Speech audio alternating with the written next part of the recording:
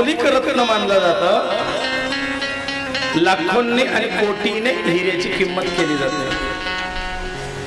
पण हिरा जर लोखंडाची ती आयरणी असते ना, लोखंड ठोकायची, त्या लोखंडाच्या आयरणीवरती हिरा ठेवला आणि वरतून घनाने घाव केला तर आयरणीत तो हिरा रुततो पण फुटत नाही.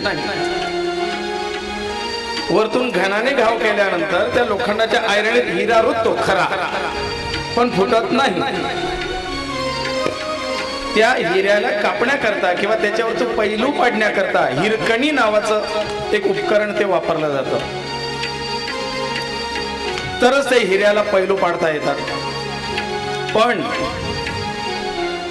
ढेकुण नावाचा जो काही जीव आहे, याचं जर रक्त त्या हिऱ्याला लागलं तर ठिसूळ मातीसारखा भग्न होऊन जातो, किंमतहीन होऊन जातो, नष्ट होऊन जातो. जसं दूध कितीही शुद्ध आणि म्हशी खालचं घेतलं महाराज, एक थेंब पाणी नाही, पण त्याला जर एक बारीक खडा मिठाचा टाकला,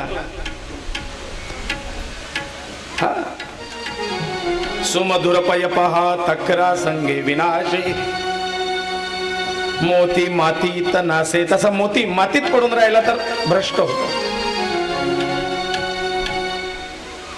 मग संग इथे या शूद्र जीवाला गणेशाचा संग प्राप्त झाला आणि त्याचं जीवन बदललं, पूजनीयता आली. लोक आधी त्या उंदराच्या कानात काहीतरी कुडबुड गुडबुड गुडबुड सांगतात आणि मग बाप्पाकडे जातात.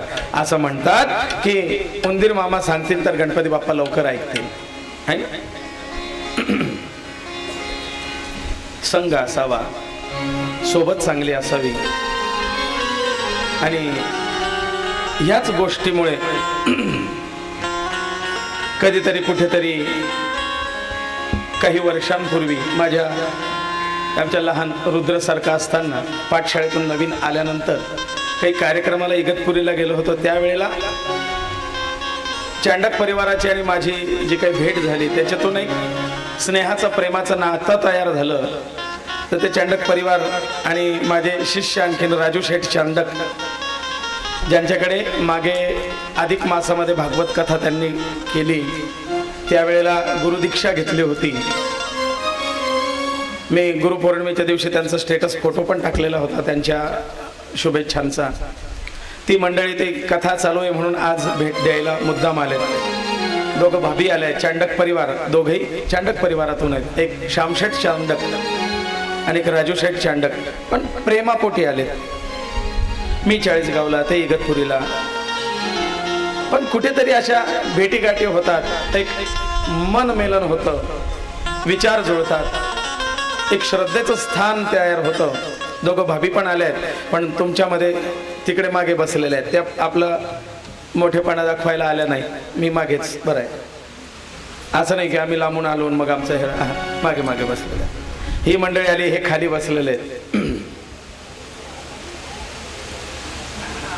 मध्ये अण्णांकडे बसलो होतो चहा घ्यायला, नमस्कार केला आणि साहजिक राजू शेठ चांडक माझ्या शेजारी येऊन बसलेत. बाबीने तिकडून डोळे मोठे केलेत. गुरूंच्या आसनावर बसता का? खाली बसा. ते एकदम भोळं व्यक्तिमत्व आहे त्याच्यामुळे. आणि आमचे श्याम शेठ म्हटल्यानंतर ते बुद्धिमान माणूस होते, ते या बाकीच्या फार गोष्टी पाळतात. पण राजू शेठ म्हटल्यानंतर एकदम साधा वळा कारभार आहे त्यांचा.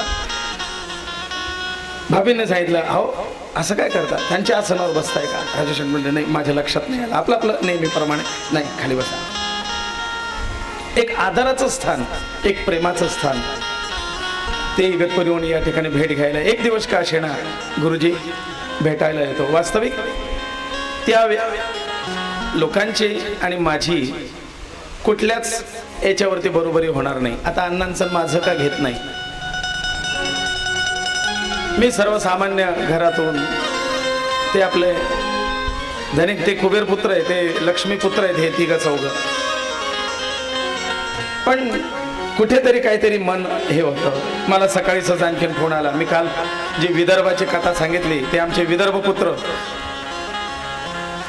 दिलीप अण्णा आणि विवेक काका, ते म्हणले गुरुजी तुमच्या सत्कारासाठी तुम्हाला हार अर्पण करण्याकरता मला यायचं, पण तुमची परवानगी. म्हटलं याच्यात परवानगीची काय आवश्यकता आहे?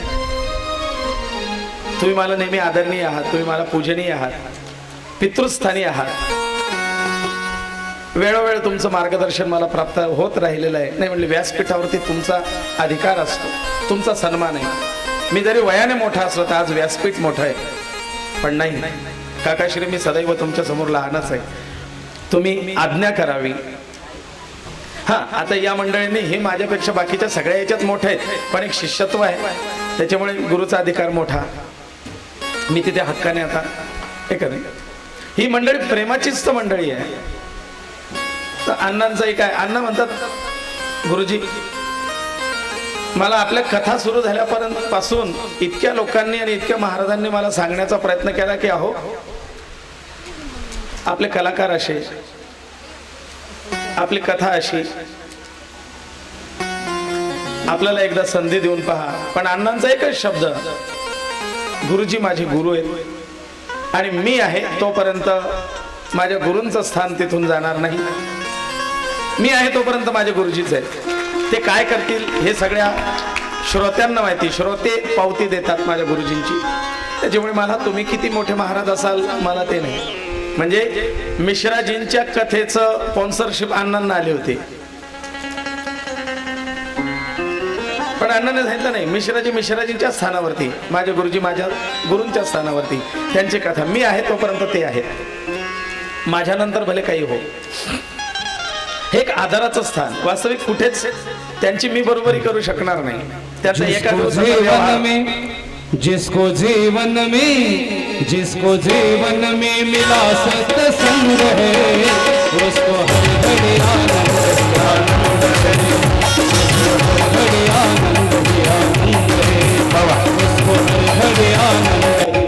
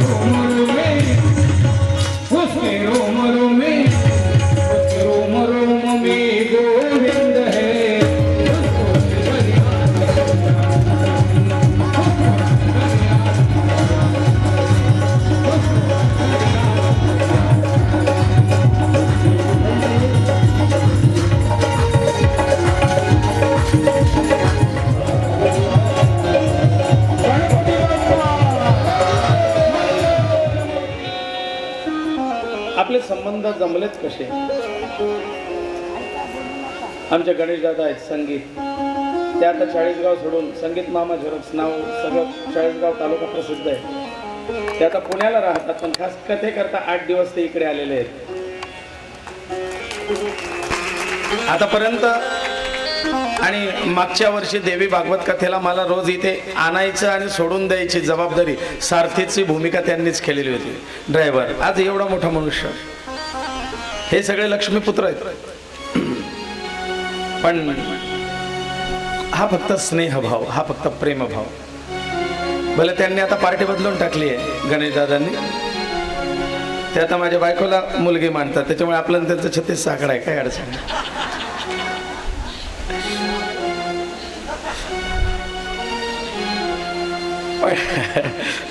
पण प्रेमाची लोक आहेत, हे कुठेतरी प्रेम, बस आपल्याला दुसरं काहीच नको. अण्णांनी सुद्धा मला, गुरुजी मला तुम्हाला गुरुपौर्णिमेच्या निमित्ताने हे करायचं, कथेच्या निमित्ताने हे द्यायचं, ते द्या. अण्णा काहीच देऊ नका, जे मिळायचं ते या श्रोत्यांच्या माध्यमातून मला भरभरून मिळालंय. तुमच्या निमित्ताने नाव झालं, कीर्ती झाली, माझी कला किंवा हे ज्ञान लोकांपर्यंत पोहोचवण्याची एक संधी पण प्राप्त झाली आणि हे लोकांपर्यंत पोहोचलं. या निमित्ताने देवीचं, शिवाचं, गणेशाचं, रामांचं महत्त्व लोकांपर्यंत पोहोचता आलं. तो सत्संग घडला, नामस्मरण घडलं, यापेक्षा आणखीन काय हवंय?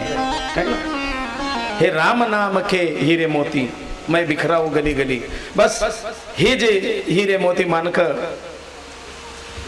सौपेर विखुरण्याचं काम मला मिळालं, याच्यापेक्षा आणखीन काय हवंय?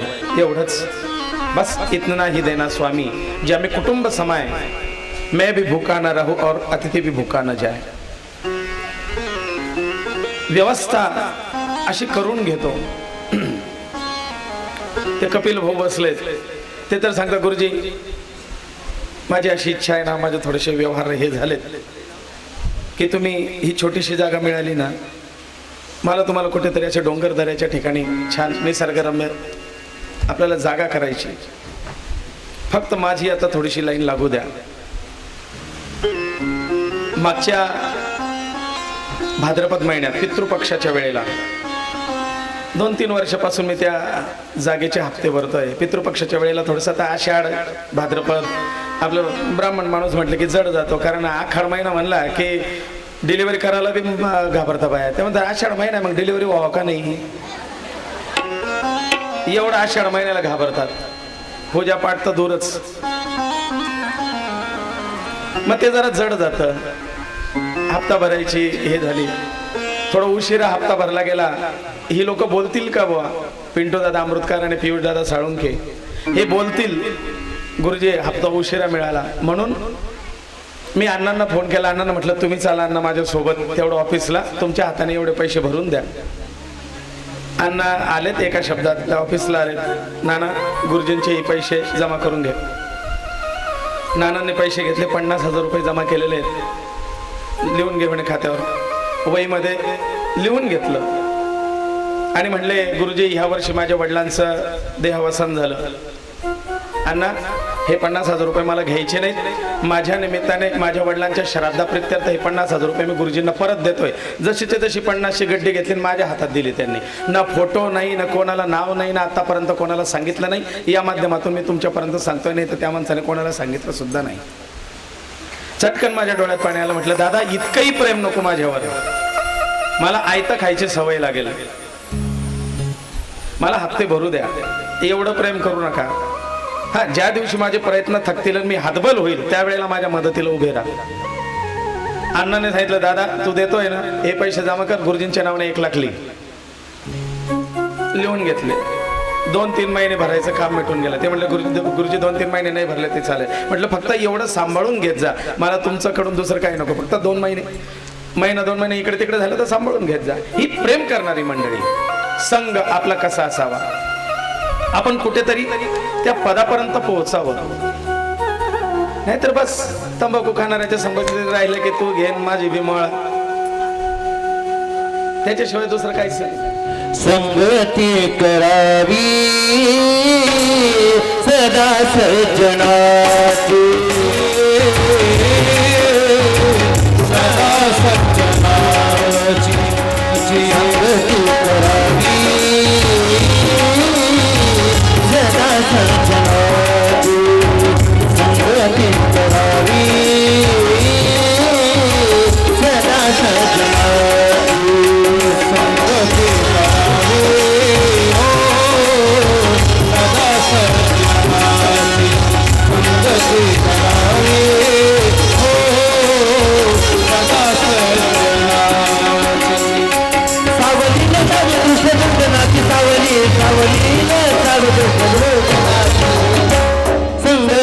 करावी संगती करावी संगती करावी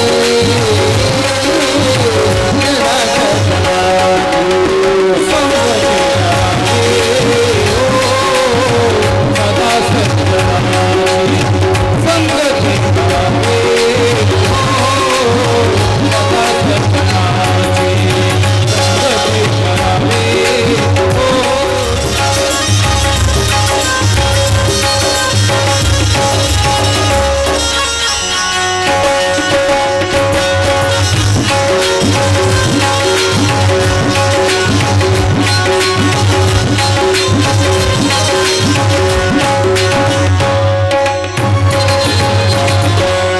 संगति में रहता सिर्फ फोटो में साथ खड़े रहने वाले अपने नहीं होते हैं। मुसीबत में साथ खड़े वाले लोग, मुसीबत में साथ खड़े रहने वाले लोग ये अपने साथ चाहिए। फोटो काढताना तर सगळे सोबत उभे राहतील पण ते सगळे आपले असतील असं नाही। संकटात आणि वाईट प्रसंगात जे आपल्या सोबत उभे राहतील ते खरे आपले म्हणावं। कारण संगतीचा विषय आला म्हणून या गोष्टी सांगाव्या लागतात। जीवनात याही गरजेचे आहे कारण सत्संगतीचा महिमा कळेना, सत्संग कोठे श्रमल्या मिळेना। हा महिमा हे सत्संगतीचं महात्म्य ज्याला कळालं त्याचं जीवन धन्य होईल। मला कोणीतरी आमचेच ना अण्णांचे मोठे भाऊ इगतपुरीकर काका ते महिंद्रा कंपनीत होते कामाला। त्यांनी मी येतो ती गाडी TUV महिंद्राची गाडी पाहिली आणि ते म्हणले गुरुजी प्रगती झाली, म्हणले मोठी गाडी। म्हटलं काका माझी नाही ती, मी तर माझ्या मोटरसायकलवर यायला तयार होतो, ती पण नरसिंह अवताराची आहे गाडी, डिस्कवर आणि हेड स्टीलचं। पण तो ग्रंथ, ते सगळं मेकअपचं साहित्य, त्या बॅगा, ते शस्त्र, ते सगळं आणायचं म्हणून सोबत आणायचं आणि सोबत न्यायचं। याला काहीतरी पाहिजे असतं म्हणून तुमच्याकडे नाही पण माझ्याकडे 2-2, 3-3 गाड्या उभ्या आहेत। गणेश दादा म्हणतात मी आहे ना, आपली स्कोडा आहे ती घेऊन जा गुरुजी, 7 दिवस न्यायला आणायला तुमच्या ताब्यात ठेवा। आमचे केशव गुरुजी म्हटले माझी आहे ना 8-10 लाखाची गाडी, म्हटली मोठी गाडी गुरुजी तुम्ही घ्या आणि रोज याच्यात येत चला। आज म्हटलं मला चालवता येते, एवढा मोठा हत्ती कधी सांभाळायची सवय नाही आपल्याला, तुम्हाला काय करायचंय? भगवान ये सारा तुम्ही से है, हे सगळं तुझ्याच मुळे, आपलं ते काही नाही। हा फक्त चांगली संगत, चांगली सोबत हा त्याचा प्रभाव आहे। बघा तूने मेरे मालिक बहुत कुछ दिया है, तेरा शुक्रिया है, तेरा बहुत कुछ दिया है, तेरा शुक्रिया है, तेरा शुक्रिया है, तेरा शुक्रिया है। तूने मेरे मालिक बहुत कुछ दिया है, तूने मेरे मालिक बहुत कुछ दिया है, तेरा शुक्रिया है, तेरा शुक्रिया है। तूने मेरा तेरा शुक्रिया है, तेरा बस ह्या गोष्टीसाठी भगवंताचे आभार मानावं आणि जे बरोबर आपल्या बरोबर सदैव सोबत आहेत। गणेशाचं स्वरूप पाहताना काही राहिलंय का आपलं? काही राहिल्यासारखं वाटतंय का गणेशाच्या काही कशाबद्दल ऐकून?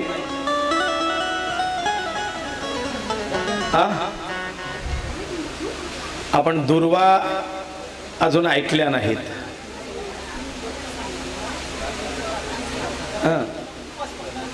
उपवास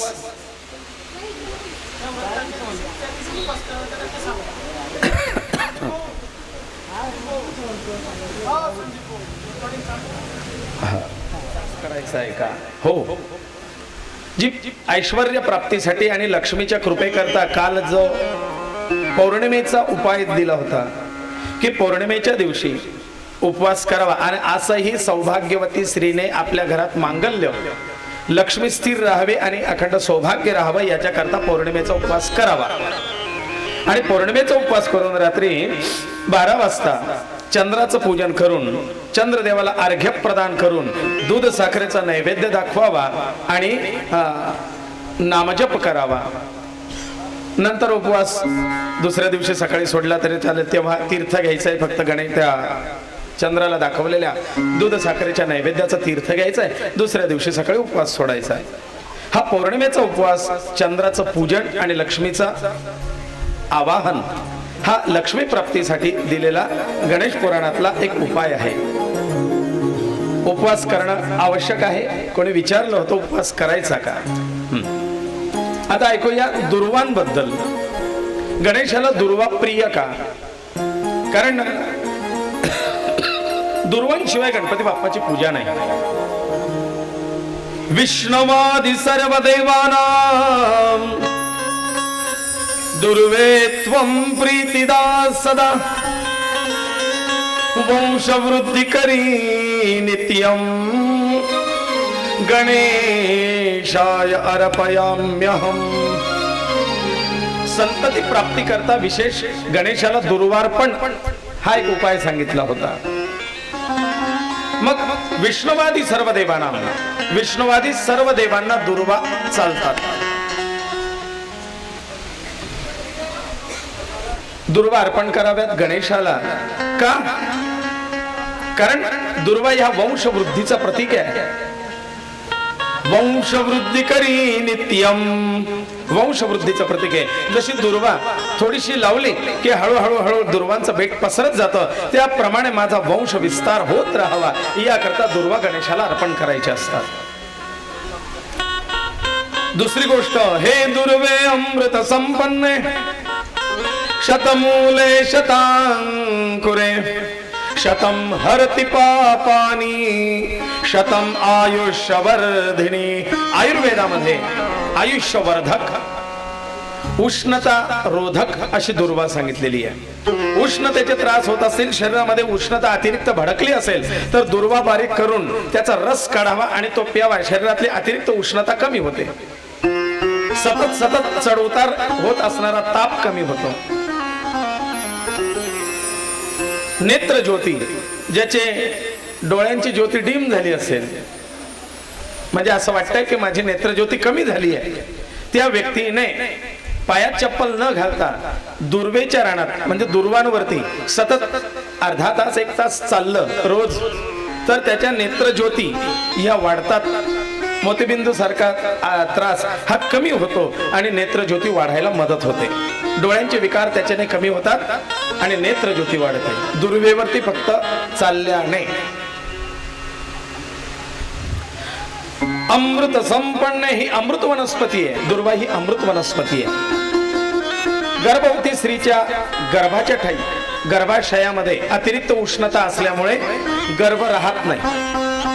कारण देवी भागवतात मी सांगितलं होतं, वंद्यापि काकवंद्यापि मृतवत्सापि पार्वती. वंद्या, काकवंद्या, मृतवत्सा असे 3 प्रकार स्त्रीचे सांगितले होते. यात एक प्रकार येतो वंध्या, जिला संतान योग येतच नाही. का? तर ते वंध्यत्व येतं. काकवंध्या, संतान योग येतो पण झालेली राहिलेला गर्भ टिकत नाही. आणि मृतवत्सा, गर्भ म्हणजे येतोही, गर्भ राहतोही, संतानोत्पत्ती होते पण जन्मलेलं बाळ जगत नाही, त्याला मृतवत्सा असं म्हणतात. तर या त्रिदोषावरती देवी भागवतात सुद्धा उपाय सांगितले होते आणि या त्रिदोषावरती इथे दुर्वेचा सुद्धा उपाय आहे. या 3 लक्ष दुर्वा गणेशाला अर्पण करावा, तो दोष कमी होतो. आणि तो दोष गर्भवती स्त्रीमध्ये राहू नये, गर्भातली अतिरिक्त उष्णता कमी व्हावी, गर्भाशयाचे दोष दूर व्हावे याकरता वाणी समाजात मला असं वाटतं अठांगोळ, ब्राह्मण समाजामध्ये ऋतुशांती, रजोदर्शन शांती या प्रयोगामध्ये दुर्वेचा रस काढून तो त्या स्त्रीला उजव्या नागपुडीमध्ये टाकून आतमध्ये ओढायला सांगितला जातो. तो रस नाकावाटे थेट गर्भाशयापर्यंत पोहोचतो आणि गर्भाशयातले असलेले उष्णतेचे विकार दूर करतो. म्हणून दुर्वेचा रस म्हणजे नवविवाहितेला देण्याची पद्धती आहे. गर्भाशय स्वच्छ होतं. असे अनेक उपाय या दुर्वेचे आहेत. शतम हरति पापानी शतम आयुष्यवर्धिनी. आणि मी नेहमी सांगतो, आयुर्वेद सांगेल, ग्रंथ सांगेल, शास्त्र सांगेल, हे तर एक वेळेला ठीक आहे, पण आपलं निरीक्षण आजूबाजूच्या भोवतालच्या वातावरणात असावं. आपला निसर्ग आपल्याला खूप काही सांगून जातो, पण आपण आजूबाजूला कधी निरीक्षण करतच नाही. विशिष्ट ऋतूमध्ये जेव्हा आता या दुर्वा उगवायला लागतात ना, या ऋतूमध्ये बघा कुत्रे, श्वान, सुकर म्हणजे डुक्कर आदी पशु, मांजरी सुद्धा हरळी खात असतात, दुर्वा खात असतात. बघितलंय कधी? मग काय खातात ते? त्या जनावरांना सुद्धा दुर्वेच्या गुणधर्माची पारख आहे. त्यांना माहिती आहे की विशिष्ट ऋतूमध्ये नवीन येणाऱ्या कोमल दुर्वा खाल्ल्यात तर वर्षभर आपल्याला पोटाचे विकार होत नाही, शरीर स्वस्थ राहतं, शरीर शीत राहतं, अतिरिक्त उष्णतेचे त्रास होत नाही. कधी पाहिलंय का मांजरीला चष्मा लावून फिरताना? है ना? कधी पाहिलंय का की त्या कुत्रीला मोतीबिंदू झालेला? त्यांना उदरव्याधीचे त्रास होत नाही, त्यांना प्रजोत्पादन संतती जन्माला घालण्याचे त्याचे त्रास होत नाही, त्यांचे सिजर होत नाही. हा, आता कदाचित तो मंत्र मला आठवणार नाही, पण एक उपाय असा पण आहे. गर्भवती स्त्री प्रसूत होण्याची वेळ जर जवळ आली ना, तिला प्रसूतीच्या यातना जास्त होत असतील, तर अशा वेळेला तिळीचं तेल घेऊन त्याच्यामध्ये या कोमल कोमल दुर्वांची एक जोडी तयार करून त्या तिळामध्ये फिरवावी आणि 108 वेळेला त्या मंत्राचा जप करावा. आणि नंतर ते तिळीचं तेल गर्भवतीच्या नाभीजवळ, नाभी प्रदेशाजवळ, त्या पोटावरती त्याचा लेप द्यावा आणि या दुर्वांनी त्या पोटाजवळ, त्या नाभीजवळ तेलाचा लेप द्यावा, ते फिरवावं. याच्याने पीडारहित ही प्रसूती व्हायला मदत होते, असा ग्रंथात लिहिलेला उपाय आहे. मी दाखवू शकतो. एवढे दुर्वेचे उपाय सांगितलेले आहेत, म्हणून गणेशाने दुर्वा स्वीकारल्या. आणि काय स्वस्थ निरोगी जीवन जगण्याकरता या दुर्वा आवश्यक आहे. वंशवृद्धी करी भव, वंशवृद्धीसाठी दुर्वा फार महत्वाची आहे. दुर्वांच्या बद्दल एक कथा सांगतो, ऐका. कौंडिन्य नावाचे एक ऋषी गणपती भक्त आहेत. कौंडिन्य अनेकांचं गोत्र असेल कौंडिन्य. हे गणेश भक्त होते आणि ते रोज गणेशाला दुर्वार्पण करायचे. एकदा त्यांची पत्नी त्यांच्याजवळ आली आणि त्यांनी सांगितले, म्हणले, अहो गणपती बाप्पाला आपण लाडवांचा नैवेद्य, तिळाच्या लाडवांचा नैवेद्य, मोदकांचा नैवेद्य आधी समर्पित करीत असतो, मग या दुर्वा याचं काय महत्व? दुर्वा अर्पण केल्याच पाहिजे का? कौंडिन्य ऋषी त्यांच्या धर्मपत्नीला सांगतायत, म्हणजे प्रिय ऐक, दुर्वेचं महात्म्य काय. आधी तुला कथा सांगतो आणि मग त्याची महात्म्याची अनुभूती करून देतो. म्हणले, एकदा यमराजाच्या काम भावनेतून एक असुर उत्पन्न झाला होता. या असुराचं नाव आहे अनलासुर. हा अनलासुर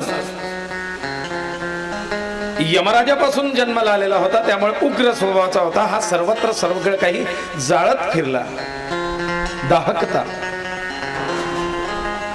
आणि जाळत फिरणं म्हणजे याचा अर्थ अशी पेटवलेली आग लावणं हेच गरजेचं आहे असं नाही. कोणाकोणाला आग लावायची सवय असते, है ना? आग ही कानातून पण लावली जाते, मनातून पण लावली जाते आणि काडीने पण लावली जाते.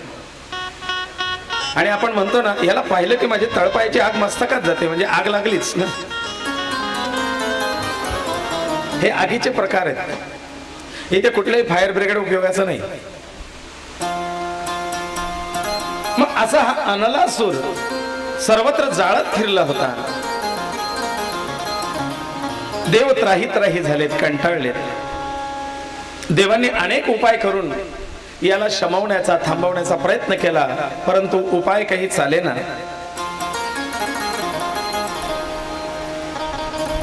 म्हणून या सर्व देवांनी गणपती बाप्पाला प्रार्थना केली. आगीचा गोळा अनलासूर याला गणपती बाप्पांनी विशाल रूप धरून, विशाल रूप घेऊन याला गिळून टाकलं होतं, याला पोटात ठेवलं. कोणी कोणी आग लावणारी गोष्ट आपल्या कानात सांगू शकतं आणि ती जर ओठात आणली तर आग लागू शकते.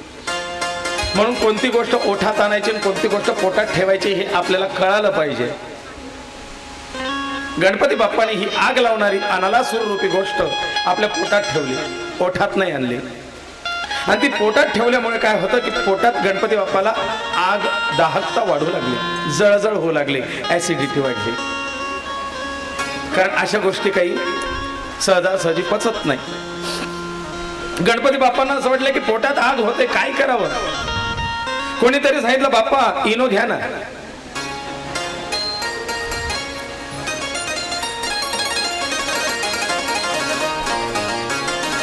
अनेकांनी प्रयत्न केले गणेश बाप्पाच्या पोटात होणाऱ्या आगेला शांत करण्यासाठी.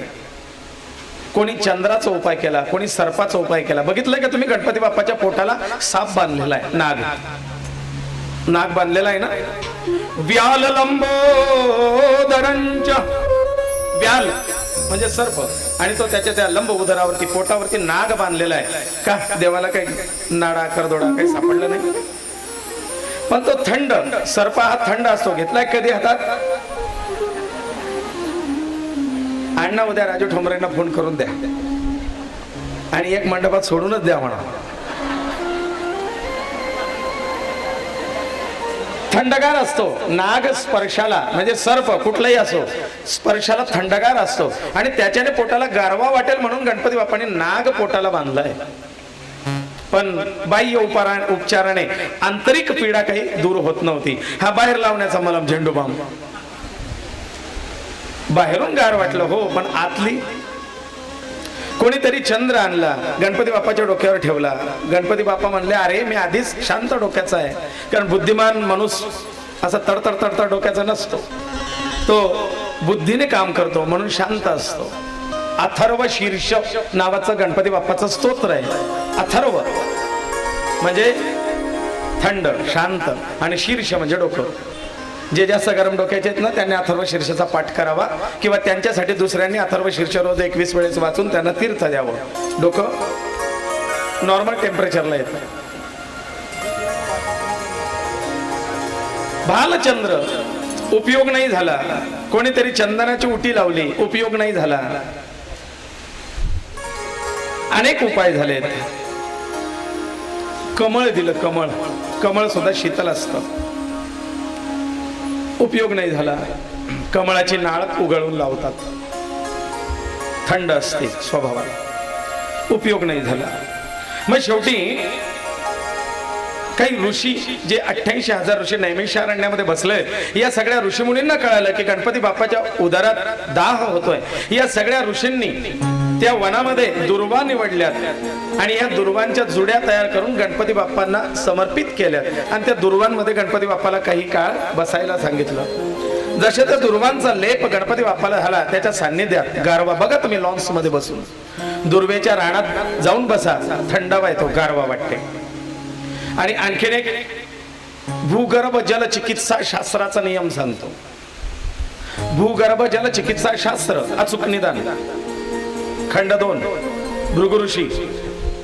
भृगु ऋषींनी लिहिलेला एक ग्रंथ आहे अचूक निदान म्हणून.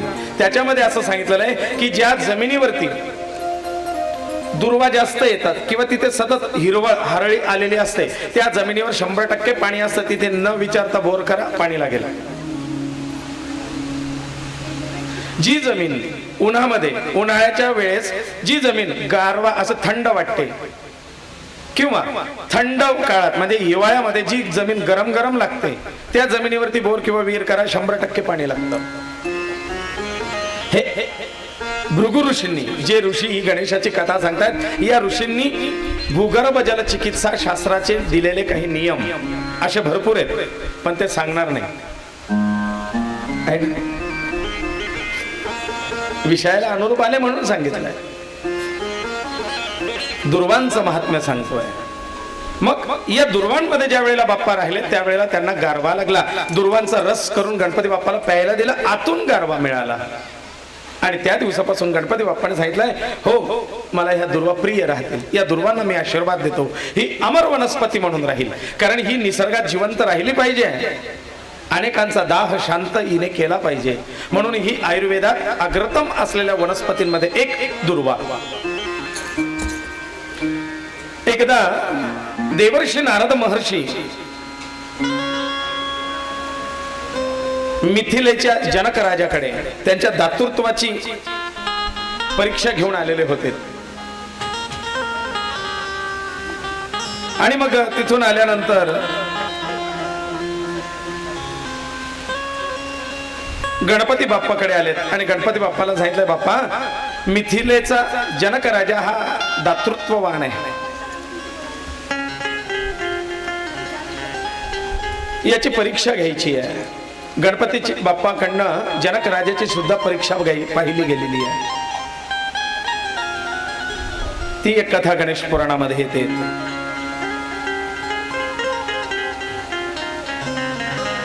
जनक राजा आदरातिथ्य करण्यामध्ये सक्षम आहे. आलेला अतिथी कधी रिक्त हस्त परत जाऊ देत नाही. आणि मग गणपती बाप्पा ब्राह्मणाच्या बटूच्या वेशामध्ये जातात. राजा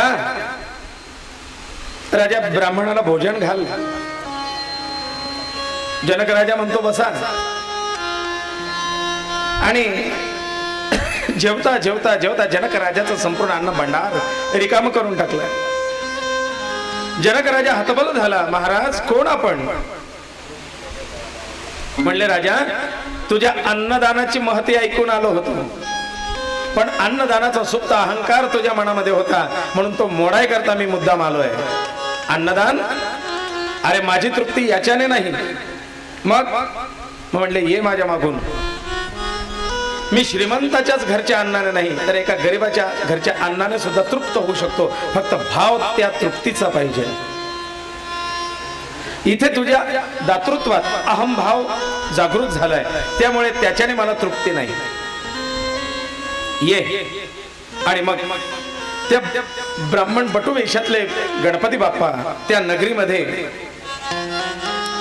एका छोट्याशा घरामध्ये एक ब्राह्मण कुटुंब राहत होतं, त्या ठिकाणी गेलेत आणि सांगितलंय, भूदेव मला भूक लागली आहे, मला भोजन हवंय, मला भोजन मिळेल?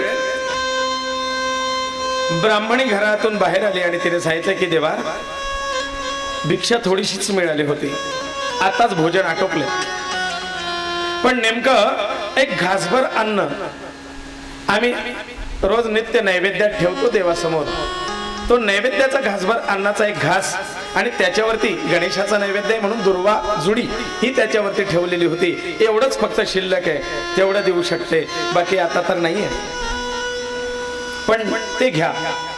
गणपती बाप्पाने तो नैवेद्याचा घास घेतला आणि त्याच्यावरची दुर्वांची जुडी नंतर खाऊन टाकली आणि तृप्तीचा ढेकर दिला आणि सांगितलंय, राजा जनका बघ, या एका दुर्वाच्या जुडीने सुद्धा मी तृप्त होऊ शकतो.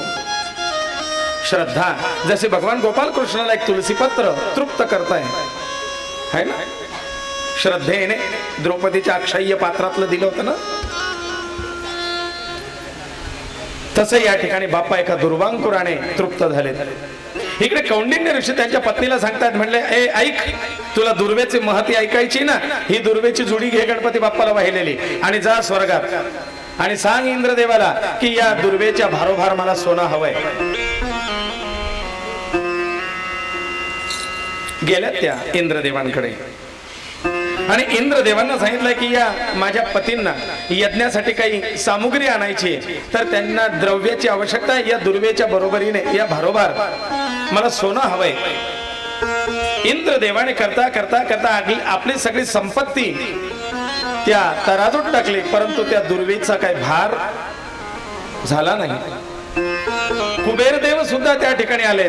कुबेराने आपली संपत्ती मोजली, पण त्या दुर्वेची बरोबरी झाली नाही. शेवटी इंद्र आणि कुबेर हात जोडून उभे राहिलेत आणि सांगितलंय की देवी क्षमा करा, ही काहीतरी परीक्षा पाहिली जाते.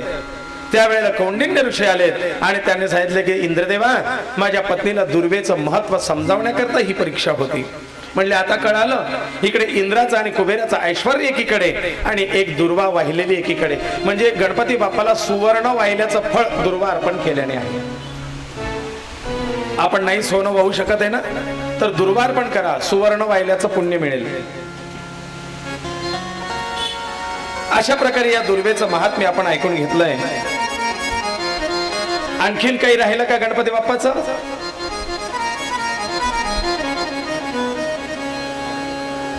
काय? शमी. आज आले शमीचे पानं इगतपुरीहून. आणि दुर्वा. दुर्वा द्याला शमी आणि मंदार. मंदाराचं महात्म्य मी काल सांगितलंच, पण आजही सांगतो आणखीन वेगळ्या पद्धतीने. कारण काल मंदाराच्या मुळीपासून निर्माण होणारा गणेश आणि त्याची उपासना याबद्दल सांगितलं. आज मंदाराची फुलं गणेशाला अर्पण करण्याचं महात्म्य सांगतो. शमी आणि मंदार या दोन गोष्टी गणेशाच्या आवडीच्या वस्तूंमध्ये आहेत. मग मंदार म्हणजे काय? रुईचे दोन प्रकार आहेत, एक निळी रुई आणि एक पांढरी रुई. जी पांढरी रुई आहे त्याला मंदार असं म्हणतात. पांढऱ्या रुईच्या फुलांना मंदाराची फुलं असं म्हणतात. ही गणेशाला प्रिय आहे. निळ्या रंगाची येते ती रुई आणि पांढऱ्या रंगाचा येतो तो मंदार. बरोबर? बऱ्याच जणांना फरक लक्षात नाही येत, रुई काय आणि मंदार काय. मग हा मंदार याच्या मुळाशी प्रत्यक्ष गणेशाचा वास असतो, म्हणून मंदाराच्या वृक्षाखाली केलेली गणेशाची उपासना लवकर सिद्ध होते. एकदा या गणेश पुराणामध्ये कथा येते की औरव नावाचे एक ऋषी होऊन गेले. ऋग्वेदी ब्राह्मणांमध्ये जे काही आपलं गोत्र आहे त्या गोत्रात आरोह, औरव, जामदग्ने ती प्रवरान्वित. आरोह, औरव आणि जामदग्ने असे 3 प्रवर असलेले गोत्राचे काही ब्राह्मण आहेत. त्याच्यातले हे औरव ऋषी, या औरव ऋषींच्या आश्रमात हे वेदशास्त्र संपन्न औरव ऋषी आहेत. यांची पत्नी आहे सुमेधा. त्यांच्या पत्नीचं नाव आहे सुमेधा, चांगली बुद्धी. धार्मिक हे जोडपं आहे. यांना एक कन्या होती, हिचं नाव आहे शमिका. हिचं नाव आहे शमिका. हिचा विवाह ठरवला धौम्य नावाच्या ऋषींच्या पुत्राशी. त्याचं नाव आहे मंदार. धौम्य ऋषींचा पुत्र आहे मंदार. आणि औरव नावाच्या ऋषींची कन्या आहे शमिका. या दोघांचा विवाह संपन्न झाला. सुमुहूर्तावरती विवाह लावून देण्यात आला आणि या दोघांनी ऋषितुल्य जीवन जगण्याचं ठरवलं. कोण? शमिका आणि मंदार, पती पत्नी. आपल्या आश्रमामध्ये ऋषितुल्य जीवन ही दोघं जगतायत. पण या दोघं नवदाम्पत्याच्या विवाह प्रसंगी आशीर्वाद द्यायला आमंत्रण असूनही आपल्याला जाता आलं नाही. म्हणून आता उशिरा का असेना आपण त्यांना जाऊन भेट द्यावी आणि दोघं नवदाम्पत्याला आशीर्वाद द्यावेत. म्हणून भृशुंडी नावाचे ऋषी त्यांच्या आश्रमात भेट देण्याकरता आले. आता भृशुंडी नावाचे ऋषी म्हणजे कोण?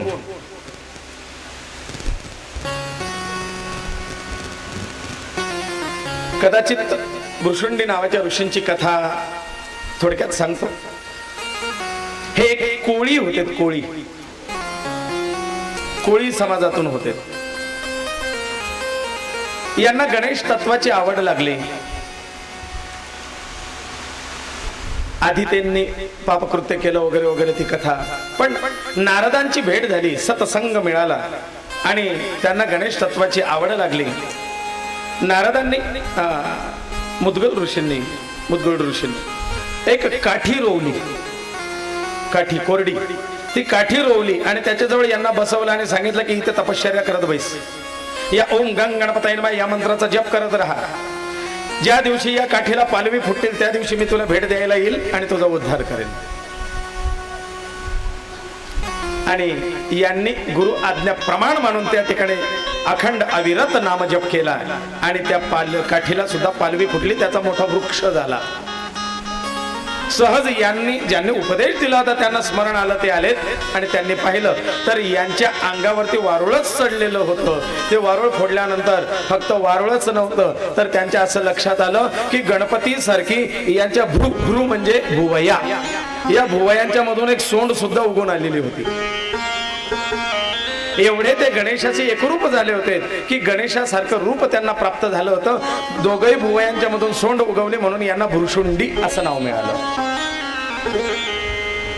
ते हे भ्रुशुंडी गणेश भक्त आणि गणेशासारखं स्वरूप प्राप्त झालं म्हणजे नुसती सोंडच नाही उगवली तर पोट मोठं झालं, कान सुपासारखे झाले, गणेशासारखं रूप. आणि हे ज्या वेळेला आश्रमात आले त्यांना पाहून ही शमिका आणि मांदार, आता हे नव दाम्पत्य, हा हा ही ही हु हु है ना, खोडकरपणा असतो नव दाम्पत्यात जास्त, समजूतदारपणा यायला वेळ लागतो है ना, लोणचं मुरायला तोपर्यंत आंबटपणा जास्त असतो, कडवटपणा जास्त असतो मोहरीचा, आणि हळूहळू पिकली या शेंदा कडूपणा जाय. मग संसारातला कटूपणा हळूहळू ते शेंदोडी जशी पिकल्यानंतर गोड होते, लोणचं जसं मुरल्यानंतर स्वादिष्ट होतं, तसा संसार सुद्धा मुरल्यानंतर सुंदर होतो. पण नवीन नवीन हा आंबटपणा कडूपणा असतो. तसं यांच्यात थोडासा उच्छृंखलपणा होता आणि म्हणून सहज बालभावाने यांना त्या ऋषींकडे पाहून हसू आलं, चेष्टा घडली. भृशुंडी ऋषींना राग आला, अरे माझ्या या स्वरूपाकडे पाहून हसताय, मी आशीर्वाद द्यायला आलो होतो पण तुम्ही निर्बुद्ध आहात. जा जडासारखं जीवन जगाल, जडत्व येईल आणि ते जड झालेत म्हणजे वृक्ष झाले. त्याच आश्रमामध्ये शमिका ही शमीचं वृक्ष झाली आणि मांदार हा मांदाराचं झाड झालं. ही दोघं शमी आणि मांदाराचे झाड बनून त्या आश्रमामध्ये राहिली. आश्रम आता निर्जन अवस्थेत आहे, याच्यात कोणीच नाही. मांदाराचा शमिकेचा पिता औरव, मांदाराचा पिता धौम्य आणि मांदाराचे गुरु शौनक ऋषी. एकदा शौनक ऋषी बऱ्याच दिवसापासून आपला शिष्य आपल्या भेटीला आला नाही म्हणून काळजी वाटली म्हणून धौम्य ऋषींकडे आला. धौम्याने सांगितलं त्याचा विवाह झाल्यानंतर तो स्वतंत्र आश्रम करून ऋषितुल्य जीवन जगतोय, मग आपण आश्रमात जाऊन भेट घेऊया. हे तिघही तिथे आश्रमात आले, पाहता तर कोणीच नाही. आजूबाजूला विचारलं का हो शमी आणि मांदार म्हणजे कधीचे दिसलेच नाही. मग शौनक ऋषींनी आपल्या शिष्याबद्दल ध्यानस्थ होऊन जाणून घेतलं. त्यांच्या लक्षात आले की ही दोन वृक्ष म्हणजे आपला शिष्य आणि त्याची पत्नी आहे. शौनकांनी त्या दोघं झाडांच्या मध्ये बसून आसन मांडलं आणि गणेशाचं अनुष्ठान सुरू केलं की गणेशा, तुझ्या भक्ताने दिलेला हा शाप, त्यापासून मुक्ती तूच देऊ शकतोस. गणेशाचं स्तवन करायला सुरुवात केली आणि गणपती बाप्पाची स्तुती गाता गाता गणेशाला ते प्रार्थना करतायत की गणेशा, या पुत्राची, माझ्या शिष्याची या शापातून मुक्तता कर. गणनायकाय गणदैवताय गणाध्यक्षाय धीमहि गुणशरीराय गुणमंडिताय गुणेशाणाय धीमहि एकदन्ताय वक्रतुण्डाय गौरीतनयाय धीमहि गजेशाणाय भालचंद्राय श्रीगणेशाय धीमहि. ही नामावली आहे. हे एकदंता, हे गुणेशा, हे भालचंद्र. गान चतुराय गान प्राणाय गानांतरात्मने धीमहि गानगस्ताय गानोत्सुकाय गुरुपूजिताय धीमहि गुणगुरवे गुरुदैत्यजाय गुरुधर्म साधराक्षाय धीमहि गीत तत्वाय गीत घोषाय गुणगुणाय धीमहि गुणातीताय गुणाधीशाय गुणप्रविष्टाय धीमहि धीमहि म्हणजे मी तुझी उपासना करतो, मी तुझं ध्यान करतो. ग्रंथ गीताय ग्रंथ गेयाय ग्रंथातरात्मयाय धीमहि असा तो गुणातीत गौरी नंदनाय शिवपुत्राय मूषकध्वजाय धीमहि. अष्टोत्तर शत नामावली नव्हे, सहस्र नामावली या ठिकाणी त्यांनी रचना केलेली आहे. 1000 नावांची रचना आणि 1000 नावांनी गणेशाचं स्तवन केल्यानंतर गणपती बाप्पा प्रकट झाले आणि शौनक ऋषींना आशीर्वाद देतात. म्हणले शौनका का स्तुती करतोय? त्यावेळेला शौनक म्हणतात माझा शिष्य इथे वृक्ष स्वरूपात पडलाय, याचा उद्धार करा. गणपती बाप्पा म्हणतात याला शाप माझ्या भक्ताचा आहे आणि म्हणून माझा भक्तच त्याच्यातून त्याला मुक्तता देईल. भृशुंडी ऋषींचं आवाहन केलं. भृशुंडी त्या ठिकाणी प्रकट झाले आणि भृशुंडी या दोघांना त्या शापातून मुक्त करतात. गणेश गणपती बाप्पा तिथे वर देत आहेत की हे शमिका आणि हे मांदारा, आजपासून तुमच्या या वृक्ष स्वरूपाचं मी सदैव स्वागत करतो. शमीपत्र आणि मांदार पुष्प मला वाहिलेलं अत्यंत प्रिय राहील. माझ्या पूजेमध्ये विशेष स्वरूपामध्ये शमीपत्र आणि मांदार पुष्प हे वाहण्यात येईल, याचं सौभाग्य मी तुम्हाला देतो. आणि कुजन्म नाशक स्तोत्र म्हणून या स्तोत्राला नाव दिलं गेलंय. आणि त्या दिवसापासून भगवान गणेशांनी या वृक्ष मांदार आणि शमी यांचा स्वीकार केलाय. पुढे गणपती बाप्पाला दिला जातो तो शेंदूर. शेंदूर का अर्पण केला जातो गणेशाला? शेंदूर लाल चढ़ायो अच्छा गजमुख को, तोरलिल लाल विराजे सुत गौरी हर को, हाथ लिए गुड़ लड्डू साईं सुरवर को, महिमा कहे न जाए लागतो पर को. जय देव जय देव जय जय जय गणराज विद्या सुखदाता स्वामी सुखदाता, धन्य तुम्हारो दर्शन मेरा मन रमता.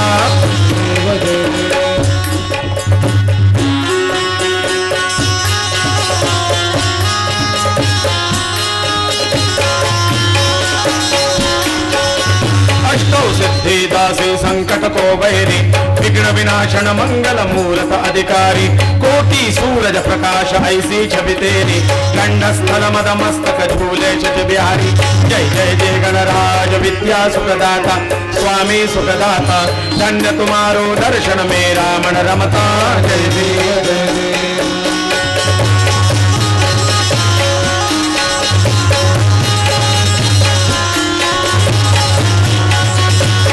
भगत से कोई शरण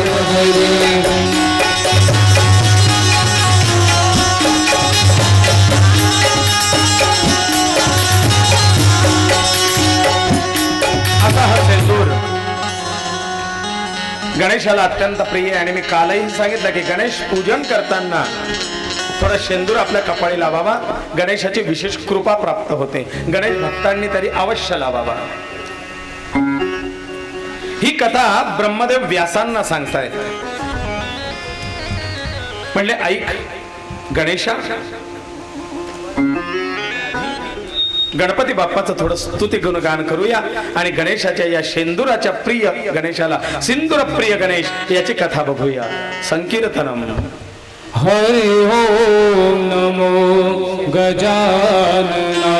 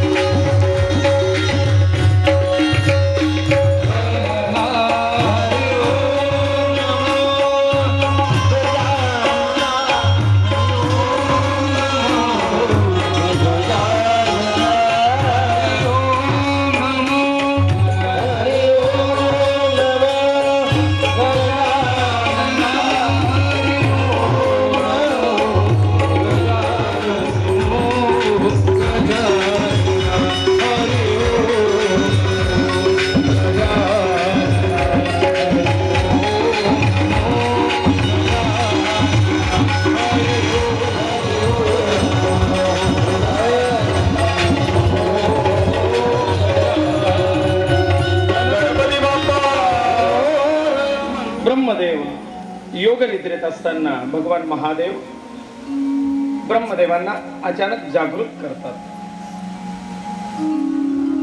आणि ब्रह्मदेवांना खडबडून जाग येते. त्यावेळेला जांभई दिली जाते आणि त्या जांभईद्वारे एक क्षुद्र सूक्ष्म जीव ब्रह्मदेवांच्या त्या जांभई माध्यमातून बाहेर येतो. पाहता पाहता उग्र रूप धारण करतो. ब्रह्मदेव विचारतो, मला काहीतरी खायला द्या.